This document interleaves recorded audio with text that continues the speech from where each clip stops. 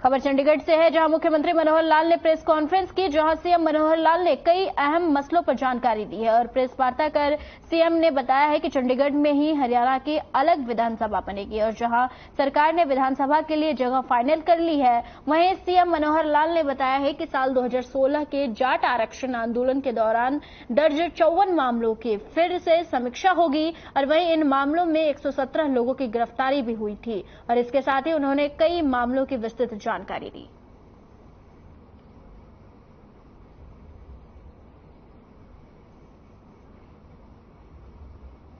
के टाइम लेने की जरूरत ही नहीं पड़े, सीधा जाओ रजिस्ट्री करा के आ जाओ। आखिर ये तो पुराने विषय है कि लाइन लगा के टाइम ले, फिर कोई करंट में कराओ, कोई वो क्या उसको बोलते हैं पैसे स्पेशल दे के क्या तत्काल में कराओ, कुछ और कराओ। धीरे धीरे देखिए कोई जमाने चले गए। उन जमानों में वो जमाने भी थे जब आपको किसी समय के लिए बुक कराने के लिए 1 महीना पहले गैस सिलेंडर बुक कराना पड़ता था। अब गैस सिलेंडर लोग ले लो गैस सिलेंडर ले लो, गैस वाला आया। तो चीजें धीरे धीरे अब युग भी बदल रहे हैं, व्यवस्थाएं भी बदल रही हैं। जनता की तकलीफ दूर करना ये हमारा काम है। कोई तकलीफ हो रही है हमारे पास लाओ, यथा समय जितना लगना वो लगेगा, लेकिन उसकी तकलीफ दूर करना हमारा काम है। हमको जनता इसीलिए चुनती है। एक तीसरी अनाउंसमेंट जिसकी उत्सुकता आपको पहले भी थी, आपने पूछा भी था, मैंने उसका मैं कहा था जल्दी इसका उत्तर हम देंगे। और वो व्यवस्था ये है कि जो अनमैरिड लोग हैं, चाहे महिला हो चाहे पुरुष हो, 45 साल से लेकर 60 साल तक, यानी as soon as an unmarried person become 45, उसके बाद मंथली पेंशन का 2750 रुपया वर्तमान में वो भी हकदार हो जाएगा, बशर्ते कि उसकी इनकम 1,80,000 रुपए तक ही है। अभी ये सिर्फ जो बीपीएल परिवार हैं उनके अनमैरिड लोग, चाहे महिला हो चाहे पुरुष हो, 45 से 60 की 2750 रुपए की पेंशन उनको मिला करेगी। ये डिमांड वैसे तो बहुत पुरानी है। हमारे एक एमएलए विधानसभा में भी कई बार कहा करते थे पिछले टर्म में, तो उस समय वो अगला विषय वो भी करता हूं। अभी तो एक कैटेगरी है अनमैरिड की। अब दूसरी कैटेगरी है कि जो विदुर क्या बोलते हैं, विडोवर, विधवा महिला होती है, विदुर पुरुष होता है। तो जो पुरुष जो विदुर हो जाता है, जिसकी पत्नी का देहांत हो जाता है, तो ऐसे व्यक्तियों को 3 लाख रुपया अगर उससे इनकम कम है, जो हमने विधवा और ओल्ड एज में भी की हुई है, और आयु 40 वर्ष से 60 वर्ष तक, इनको भी वर्तमान 2750 रुपए की दर से पेंशन मिला करेगी। देखिए जब ये डिवीजन का विषय आता है, ये तब की बातें हैं। ये कोई एक चीज अलग अलग से नहीं विचार की जाएगी। ये तो जिसको कहना चाहिए ना, एक मुश्त सारी बातें आएंगी। उसमें फिर चंडीगढ़ होगा, उसमें हिंदी स्पीकिंग एरिया होगा, उसमें एसवाइएल होगा, उसमें हाई कोर्ट होगा, उसमें कितने विषय हैं, असेंबली का भवन है। कोई पॉलिटिकल प्रेशर नहीं है।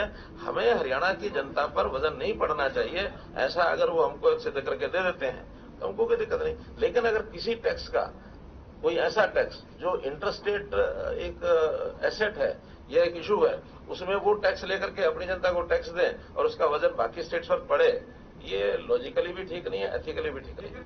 कई समस्याएं, आज छोटी छोटी समस्याएं इतनी उलझी हुई है, हमने तो समझ में नहीं आता कि इतने सालों तक ये सिस्टम में कोई घुसा ही नहीं। जैसे उदाहरण के लिए करनाल शहर आधे से ज्यादा, अब जो रिकॉर्ड निकल के आ रहे हैं, तो शामला जमीन पर बसा हुआ, आधे से ज्यादा। अब बनाएंगे उसका कोई एक्ट बनाएंगे, कुछ और करेंगे। तो करनाल से होकर खुद जाकर बैठता हूं, बात करता हूं, बाकी शहरों का भी देखना पड़ेगा। हमने ये जो दुकानों की 20 साल पुरानी, जो किसी के पास कोई वो है, किराए पर बैठा है, कोई रसीद है, कोई पट्टेदारी है, ये है वो है, हमने कहा कि ठीक है सब उनको दे दो, ये रेट ले लो। सब उन्होंने अप्लाई करना शुरू किया। अप्लाई करने के बाद जब रजिस्ट्री कराने लगे तो मोस्ट ऑफ द प्रॉपर्टीज ये लगा कि मलिकियत जो है यूएलबी की है ही नहीं। वहां दुकानें बना दी, जमीन इरिगेशन की है, किराया यूएलबी ले रही है। तो रजिस्ट्री रेवेन्यू वाले तो कहेंगे कि जो मालिक है वही तो रजिस्ट्री करके देगा, अब यूएलबी तो नहीं करके दे सकता। अब अल्टीमेटली इनका हल निकाल रहे हैं। फिर मैंने जितने भी शहर के अंदर विभाग हैं उन सबको कहा इस पॉलिसी को अडॉप्ट करो। अडॉप्ट करने के बाद अब हो जाएगी, अडॉप्ट होगी तो फिर वो भी रजिस्ट्रियां हो जाएंगी। तो व्यवस्थाओं को करने में हमें बिल्कुल क्लैरिटी है कि हम पिछली सरकारों की तरह नहीं कि समस्या ली और कारपेट की दबा दी। हम तो समस्या के अंदर घुसते हैं और मैं तो आह्वान करता हूं कि आप समस्या लाओ, समाधान हम हैं, हम करेंगे ना समाधान।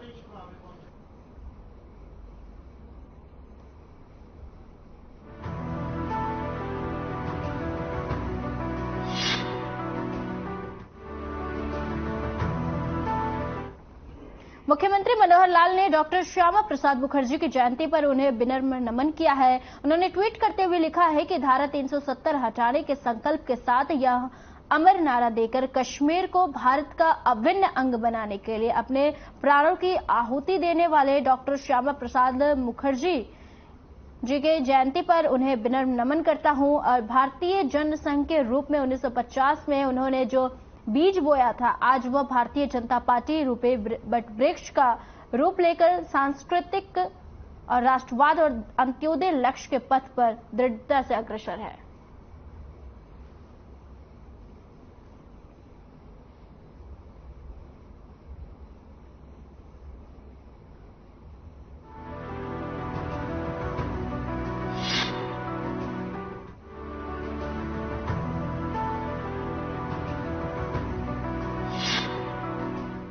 हरियाणा सरकार ने बड़ा फैसला लिया है जिससे लोगों को जमीन की रजिस्ट्री करवाने में सहूलियत होगी। बता दें कि लोगों को जमीन की रजिस्ट्री करवाने के लिए केवल रेवेन्यू डिपार्टमेंट के सहारे ही नहीं रहना पड़ेगा। बता दें कि डीआरओ ऑफिस और एसडीओ नागरिक ऑफिस, तहसीलदार और नायब तहसीलदार कार्यालयों में भी अब रजिस्ट्रेशन होगी और वही हरियाणा सरकार अधिकारियों को भी रजिस्ट्री करने के लिए अधिकार दिया गया है। सरकार के इस फैसले को राज्यपाल ने मंजूरी दे दी है।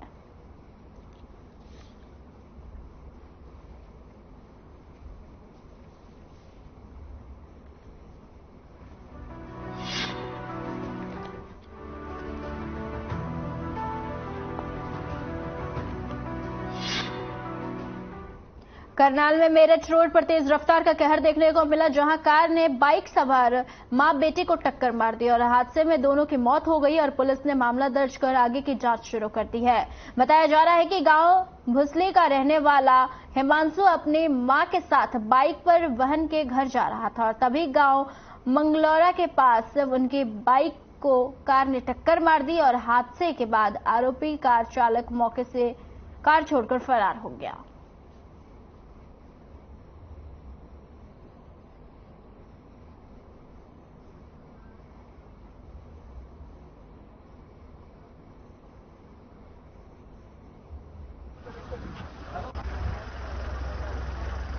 ये कार वाले ने स्पीड में था पूरी में और ये भी लड़का जो चला रहा था थोड़ा इधर से निकला ना तो एकदम स्पीड से कार आई। कौन कौन थे बाइक पे? कहाँ एक मानसू था, सुदेश थी, मतलब बेटा और माँ दोनों थे। छोटे वाला लड़का था और उसकी मदर थी जी। कहाँ से कहाँ ये जा रहे थे, यूपी जा रहे थे। इनकी जो लड़की है जी उसका जन्मदिन था। बाइक पे जो है एक हिमांशु और उसकी माता जी सुदेश, वे जो है एक जन्मदिन पे जा रहे थे और मंगलौरा चौकी के पास जो है हमारी चौकी के पास ही पेट्रोल पंप के पास एक उन पे जो है एक गाड़ी वाले ने उनको टक्कर मार दी। जो साथ के साथ ही एम्बुलेंस हमने वहीं पे प्रोवाइड करवाई थी और साथ के साथ ही जो है दोनों को यहाँ पे हॉस्पिटल में शिफ्ट कर दिया था। उसके बाद जो है दोनों को मृत घोषित कर दिया गया। मृत घोषित करने के बाद जी हमने उसके ब्रदर के बयान पे जो है पर्चा दर्ज कर दिया है।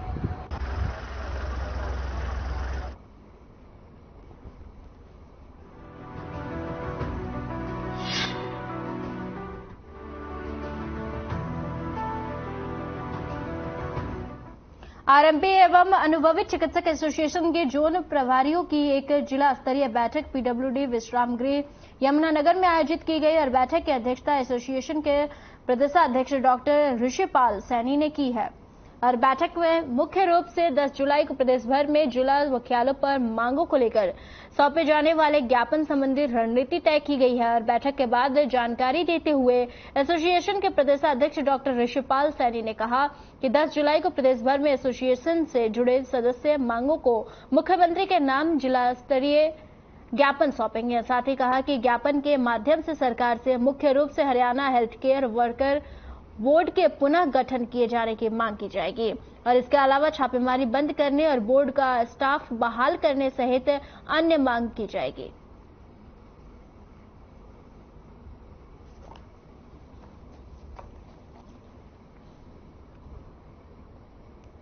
आपको बता दें कि खबर यमुनानगर से है, जहां आरएमपी और अनुभवी चिकित्सक एसोसिएशन की जोन प्रभारियों की एक जिला स्तरीय बैठक पीडब्ल्यूडी विश्राम गृह यमुनानगर में आयोजित की गई और बैठक की अध्यक्षता एसोसिएशन के प्रदेशाध्यक्ष डॉक्टर ऋषिपाल सैनी ने की है। और बैठक में मुख्य रूप से 10 जुलाई को प्रदेश भर में जिला मुख्यालयों पर मांगों को लेकर ज्ञापन सौंपा जाएगा।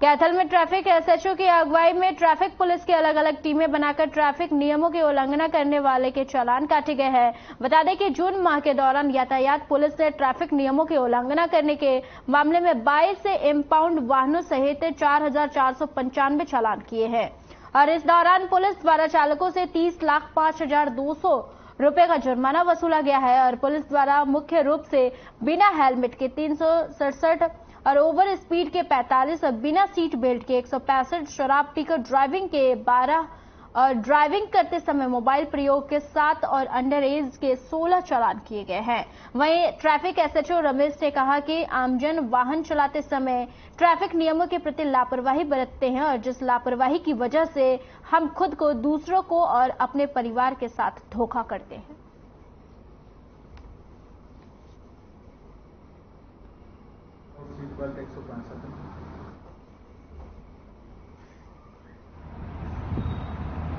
माननीय पुलिस अधीक्षक महोदय कैथल श्री अभिषेक जोरवाल जी के दिशा निर्देशों में पालना करते हुए पूरे कैथल जिला के अंदर ट्रैफिक चेकिंग की जाती है। जिस भी ट्रैफिक पे किसी भी चीज़ की कोई कमी है, कागजात की कमी है, रॉन्ग साइड से चलता है और स्पीड से चलता है, उनके चालान किए जाते हैं। और जून के महीने में टोटल 4,495 चालान किए हैं। ये अदर ऑफेंस के हैं अलग अलग और टोटल जुर्माना 30,05,200 रुपये इनसे वसूल किया गया है।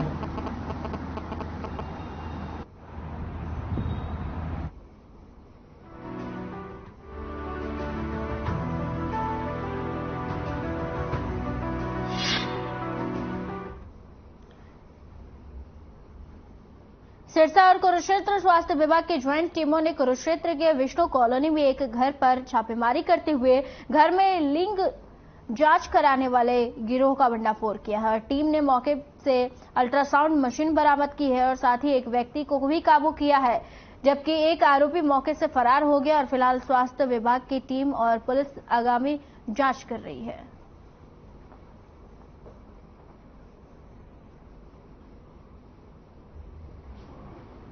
यहाँ पे जांच चल रही है, तो दोनों टीम्स ने कुरुक्षेत्र स्वास्थ्य विभाग की टीम और सिरसा स्वास्थ्य विभाग की टीम ने ज्वाइंट ऑपरेशन किया विष्णु कॉलोनी कुरुक्षेत्र में। वहाँ एक मकान में ये अल्ट्रासाउंड का कार्य चल रहा था। तो जैसे हमारी टीम पहुंची वहाँ पे, तो एक व्यक्ति तो हमारे पकड़ गया और एक व्यक्ति वहाँ से भाग गया जो अभियुक्त था। तो हमारी टीम ने एक व्यक्ति को with machine, portable ultrasound machine गिरफ्तार किया है और उस पर अब कार्रवाई चल रही है।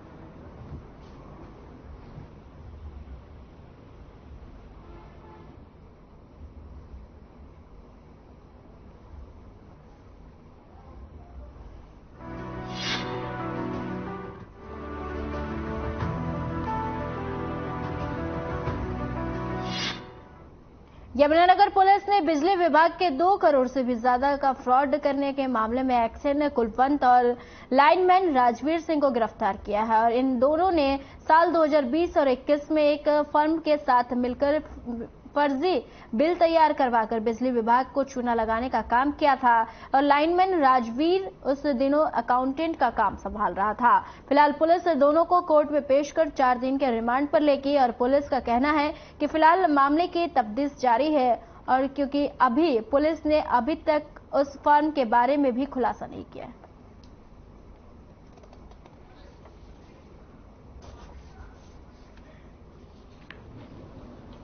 उसकी ज्यादा तो मुझे अभी नहीं ज्ञान, बट उसमें इस पानीपत में वह मुकदमा दर्ज है और उसमें पेंशन का कुछ फ्रॉड करके उनके साथ कुछ ऐसी चीटिंग है। तो उसमें हमारे कुछ यहाँ यमुनानगर के भी कुछ लोग इन्वॉल्व हैं जिनके खातों में पैसे आए हैं और वो खातों को वहीं से बाईपास कर दिया। इसमें से एक व्यक्ति जो अभी एक्सीएन है वह डिसमिस्ड है और दूसरे अभी करंटली इन सर्विस।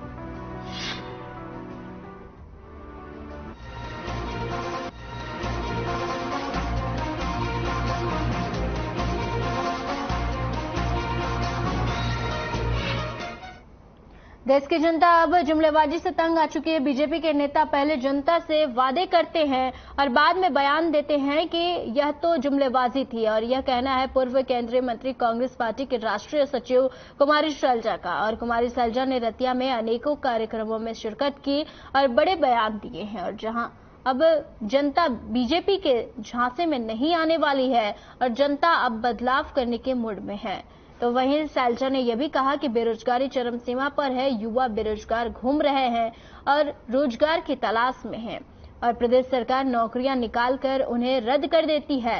शैलजा ने यह भी कहा कि प्रदेश का हर नागरिक आज दुखी व परेशान है।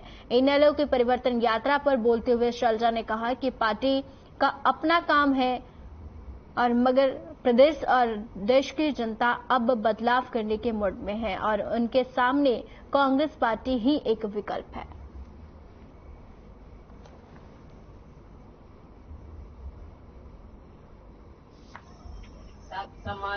मकसद ऐसे नहीं लोगों को जोड़ना, ये हमारा निरंतर चलता रहता है, कभी कहीं और देखो अपने लोगों को संभालना भी जरूरी होता है और लोग भी हमसे उम्मीद करते हैं कि देर सवेर कभी हम भी आए, क्योंकि इस इलाके का अपना एक पुराना सुझाव रहा है और हमारी भी एक हमारा कर्तव्य बनता है लोगों के बीच में रहने। मेरे सभी साथी, मैं तो कभी कभी आ पाती हूँ सारे हरियाणा में और दूसरे स्टेट में घूमते हैं, लेकिन हमारे साथी भी यहाँ पर लोगों के बीच में जुड़े रहते हैं और आज के दिन जरूरत भी है कि हम पार्टी को मजबूती। बात ये नहीं है, मैं इस बात में पूरी तरह से क्लियर हूँ कि मुख्यमंत्री वही बनता है, वही बनेगा जिसको हाई कमांड चाहिए, क्योंकि पार्टी होती है और ये पार्टी के फैसले होते हैं। पहला इलेक्शन जब लड़ा आपके सहयोग से हिंदुस्तान की राजनीति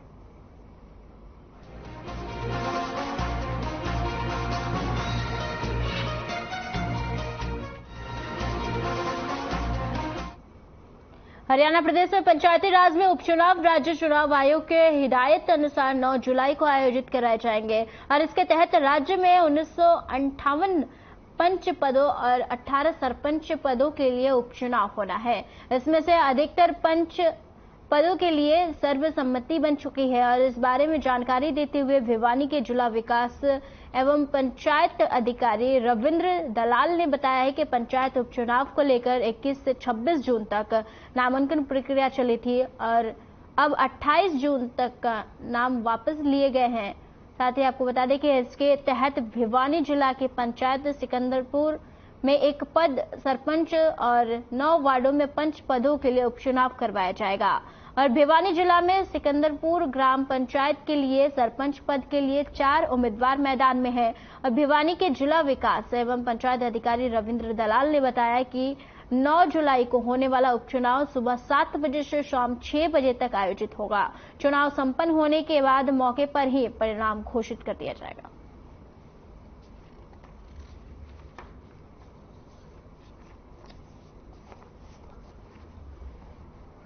ये समस्त हरियाणा में पंचायती राज संस्थाओं के उपचुनाव 9 जुलाई को होने जा रहे हैं। जिला भिवानी में कुल 106 पंचों के पद खाली थे, जिसमें से 78 पंच निर्विरोध चुने गए हैं और 8 वार्ड ऐसे हैं जहां चुनाव 9 जुलाई को होना है और 20 वार्ड ऐसे हैं जहां अब भी कोई भी योग्य उम्मीदवार नॉमिनेशन करने के लिए नहीं आया है।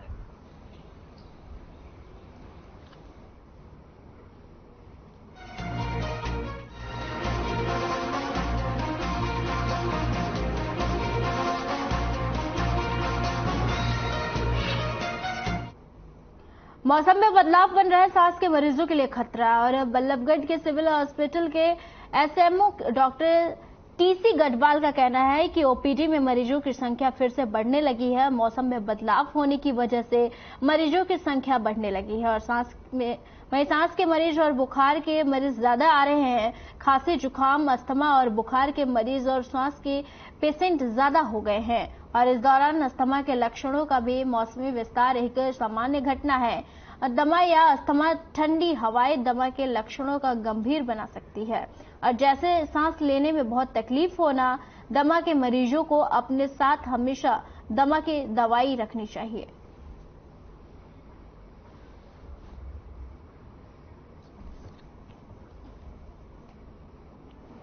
देखिए, जैसे आपने देखा कि आप भी आज मौसम देख ही रहे हैं, 2-3 दिन से क्या 4-5 दिन से लगातार आप देखते हैं कि दोपहर में और शाम को थोड़ा मौसम काफी बदलाव हो जाता है और बारिश का मौसम होने वाला है और आज तक बारिश काफी ज्यादा ही हो गई है। तो इस मौसम को देखते हुए मैं ये कहूँगा कि हमारे पास जो ओपीडी के अंदर सांस के पेशेंट हो गए, खांसी के, बुखार के पेशेंट्स हो गए और जो पुराने दमा अस्थमा के पेशेंट्स हैं, उनकी जो संख्या हमारी बढ़ रही है। देखिए, ऐसा कि इस बारिश के मौसम में सबसे पहले तो मैं कहूँगा कि जो पेशेंट हमारे सांस के पेशेंट्स हैं, दमा के हैं, अस्थमा के पेशेंट्स हैं, उनको सबसे पहले रूटीन में दवाइयाँ चल रही हैं वो लेते रहें। साथ साथ में जो उनके पास जो सांस के पंप हैं उनका इस्तेमाल करते रहें और समय समय पर डॉक्टर को आप दिखाते रहें।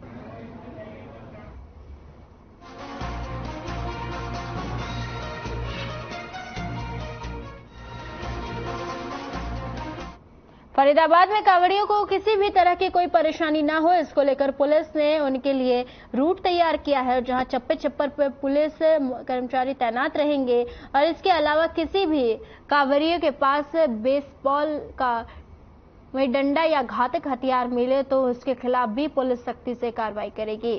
और एसपी राजीव कुमार ने कहा कि सावन के महीने में कांवड़िए कांवर लेने के लिए जाते हैं और बड़े ही श्रद्धा के साथ यह महीना मनाया जाता है और इसी के चलते फरीदाबाद पुलिस ने भी कांवड़ियों की सहूलियत के लिए रोड मैप तैयार किया है और कालिंदी कुंज से होते हुए कांवड़िए सीधे फरीदाबाद आ सकते हैं और आगे जाने वाले के लिए भी बाईपास से ही रूट तैयार किया गया है और यहां पर भी चप्पे चप्पे पर पुलिस तैनात रहेगी ताकि किसी भी कांवड़ियों को किसी भी तरह की कोई परेशानी ना आए।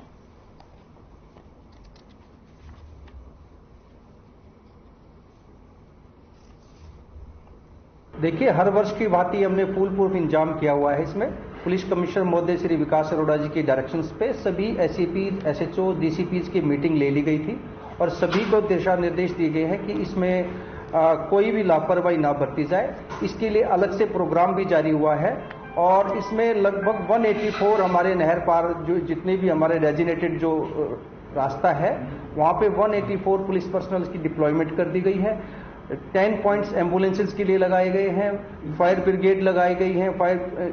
इसके अलावा ट्रैफिक में कहीं कोई दिक्कत आती है तो 5 पॉइंटों पे क्रेन भी लगाई गई है और डीसीपी ट्रैफिक साहब इसमें कोई भी एडवाइजरी बीच में जारी करेंगे तो अभी डीसीपी साहब आने के बाद वो ट्रैफिक के रिगार्डिंग भी एडवाइजरी जारी की जाएगी।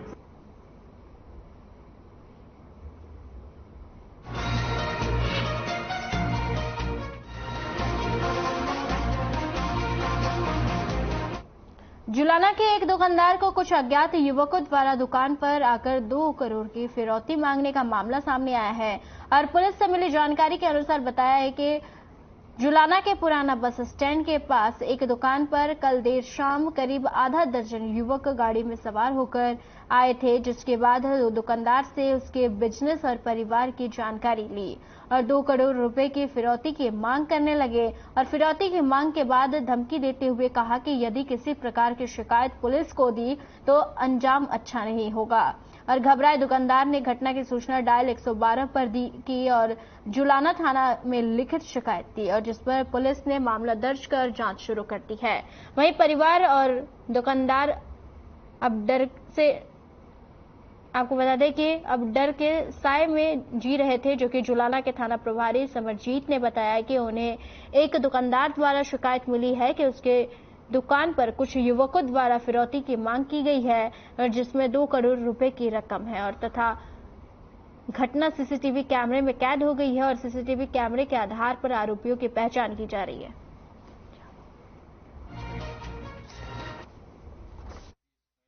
प्राप्त हुई है कि इसमें 5-6 नौजवान युवक एक मिठाई की दुकान पे आए थे और वहाँ पे 2 करोड़ रुपए की फिरौती मांगने वाले धमकी दी गई है, जिसमें हमने मुकदमा दर्ज किया गया है और आगे की कार्रवाई की जा रही है। सर, इसमें कोई सीसीटीवी फुटेज? हाँ, इसमें जो कैमरे लगे हुए हैं उसी सीसीटीवी की फुटेज हमने प्राप्त की है और उस आधार पर आगे की इन्वेस्टिगेशन जारी है। पहले तो 2 बंदे हैं, उन्होंने सामान लिया था। उस टाइम पर तो 1-2 ग्राहक वगैरह था, जब वो सारे ग्राहक वगैरह चले गए थे फिर 2 बंदों के साथ में 4-5 बंदे और आ गए थे पीछे से। और वो 2-4-5 मिनट तक तो बैठे रहे।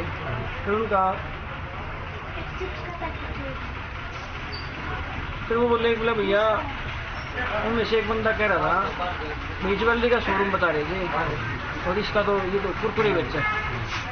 तो बोले नहीं है, कहा ज्वेलरी का शोरूम भी। अच्छा, बोले ये है सारे लोग।